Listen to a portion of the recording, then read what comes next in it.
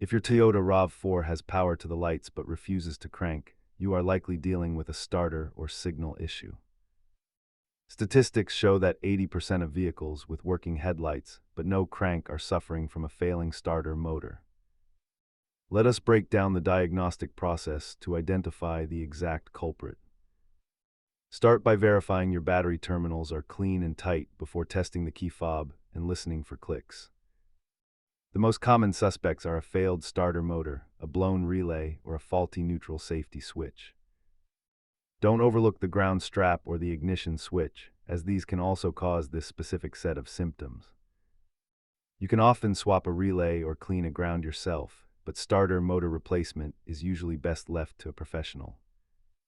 Here is the typical cost breakdown, showing that the starter motor is significantly more expensive than simple electrical fixes. If basic checks fail, perform a voltage drop test at the starter and scan for hidden diagnostic trouble codes.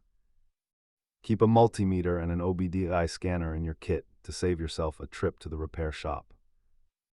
Always remember to disconnect the negative battery terminal before working on the starter to avoid dangerous shorts. Follow these steps to narrow down your RAV4 issue and check the description for more troubleshooting guides.